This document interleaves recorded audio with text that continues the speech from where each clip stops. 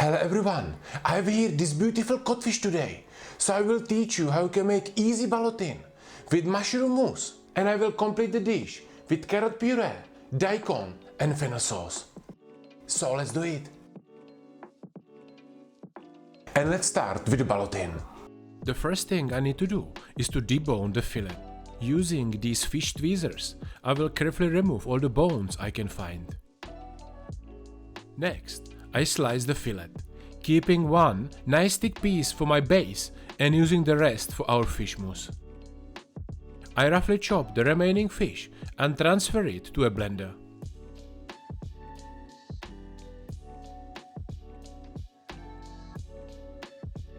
I add an egg white, 50 ml of cream and pinch of salt. I'm using 200 grams of fish meat for this recipe.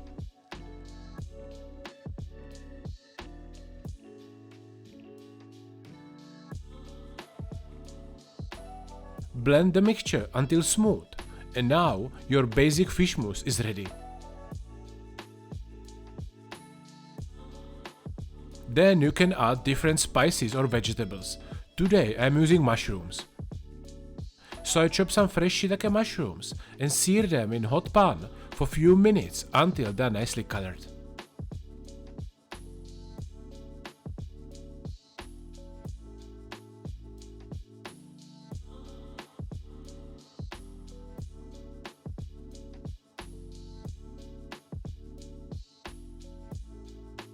Once done, I cool them down in the fridge because you don't want to mix hot mushrooms into the fish mousse. In the meantime, let's prepare the carrots for the outside. I peel the carrots and slice them thinly using a mandolin.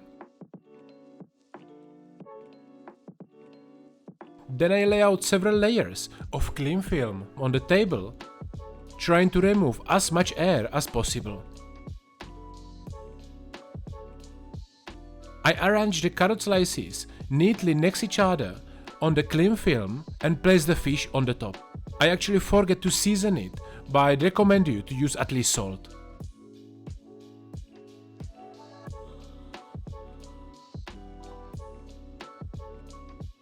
Spread the mousse over the fish. You can use a spatula or knife, but I find it easier to use my hands.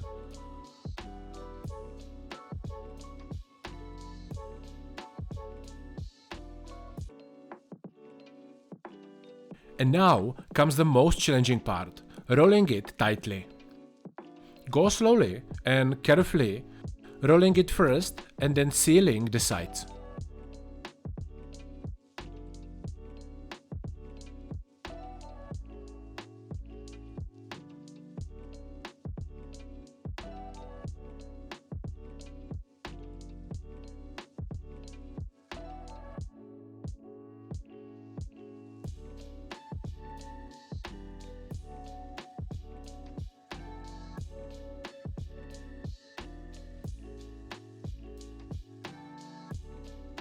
I vacuum seal it because just cling film alone wouldn't be enough. And I will cook it at 57 degrees Celsius for around 30 minutes. You can cook it a little bit longer if you have a bigger roll. And of course I kept some fish for my food inspector because we need to check the quality with a professional. The fish is cooking, so let's start with my carrot and ginger puree. I peel some carrots and ginger and chop them roughly.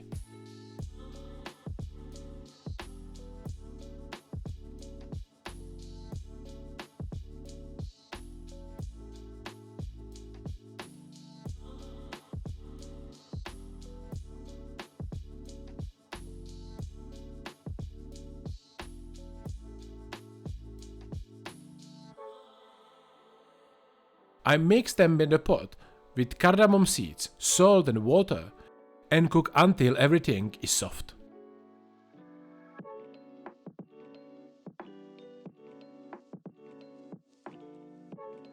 The carrots needs at least 20 minutes to get soft, so in the meantime, let's prepare the fennel sauce.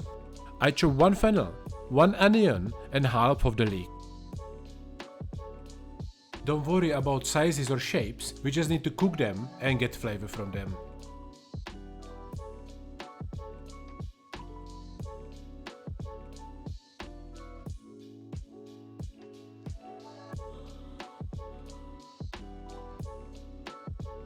Then on medium heat, I sweat them with vegetable oil for few minutes, being careful not to let them color too much. Next, I add white wine, bay leaves and peppercorns and reduce the wine down.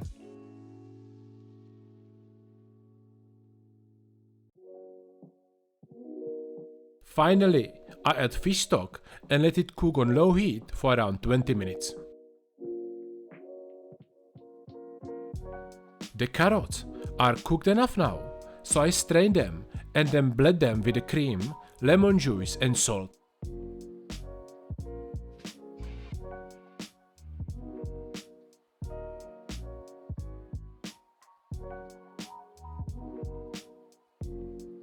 Blend for at least 3 minutes to ensure the puree is smooth. If you do it properly, you don't even have to strain it again, and the puree will be ready to go.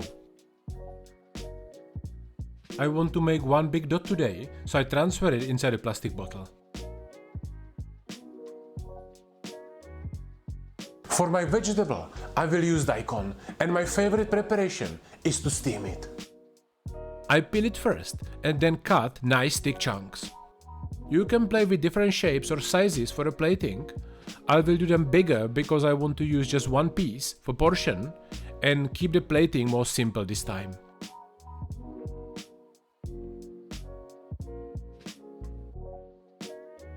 And I steam the daikon until it's soft. Now let's finish the sauce.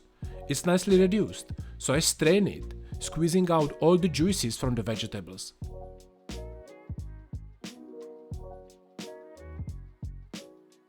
I add a few spoons of crème fraîche and reduce it down a bit until I get the right thickness. At the end, check your seasoning and the sauce is ready to go. To season my daikon, I make an easy white wine emulsion.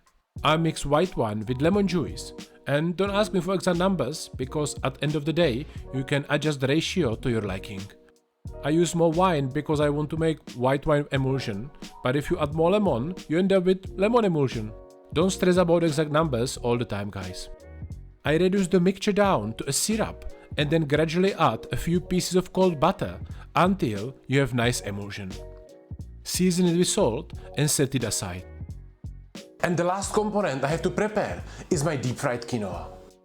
I preheat the oil to around 180 degrees Celsius. Throw the quinoa in, and in a few seconds you can take it out, season it, and you end up with nice crispy garnish.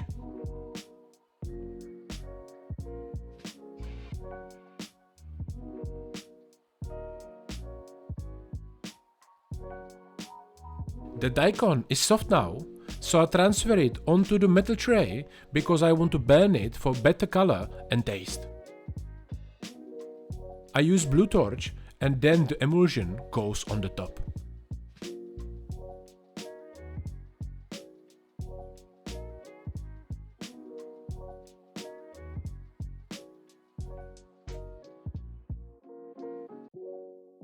And finally, let's cut the fish.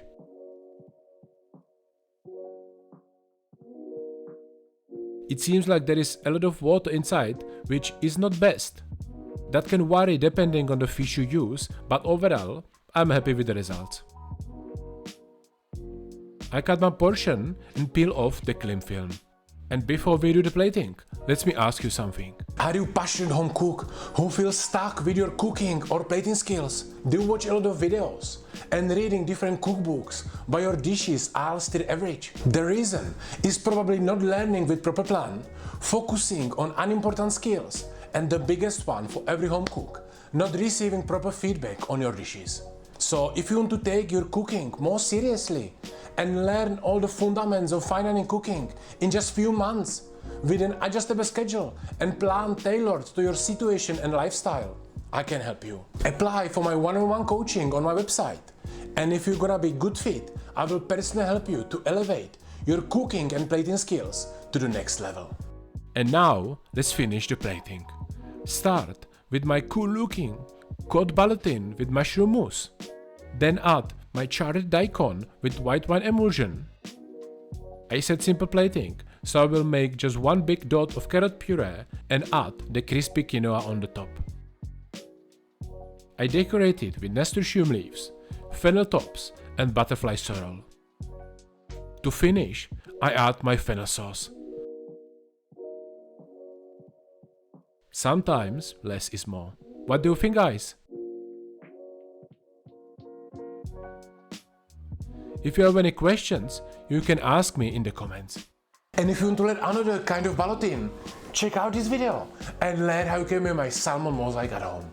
Thank you for watching, guys, and I see you soon.